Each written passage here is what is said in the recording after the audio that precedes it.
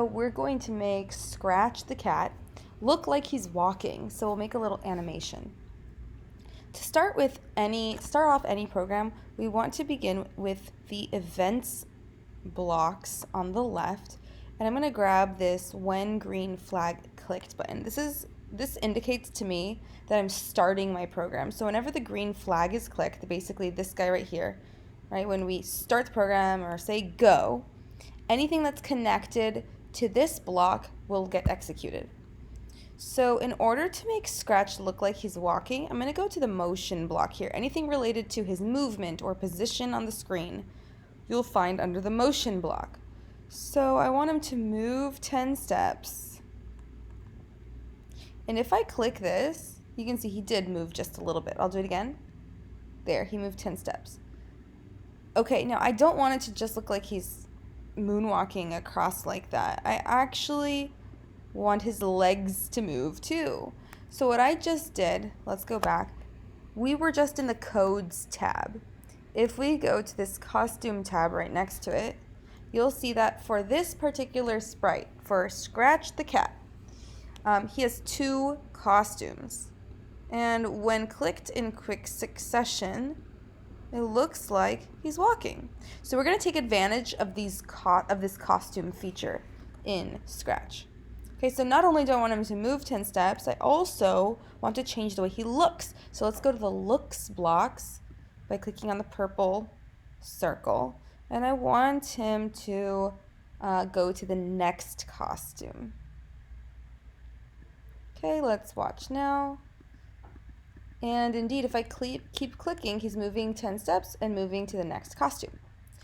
Now, in Scratch, or any computer program really, it's going to pick up the program from where you last left off. So if Scratch is already at the edge of the screen, and he's going to move 10 steps from where you last left him off, from his last XY coordinate. So we want him to restart at the center of the screen so he doesn't get lost on the edge every time we click the green flag. So I'm going to go back to motion, and if you imagine that this stage here is like an x-axis going left and right and a y-axis going up and down, then at the very, very center you have the point 0, 0. And so I'm going to start, every time we click the green flag, we're going to initialize him or start him off at x being 0 and y being 0. If I put all these things together, there he is back at the center of the screen. Now, this is cool. It looks like he's walking, but he's not actually moving anywhere, even though I have the move 10 steps. And the reason for that is because every time I click this green flag, he's starting back at the center, 0, 0.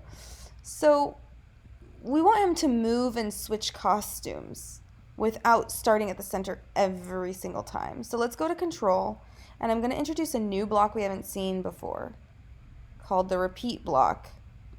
And if you notice, the repeat block has like these arms. Think of it like a bracket, and anything that the repeat block is hugging will get repeated 10 times, or I can change this to like 20 times if I want.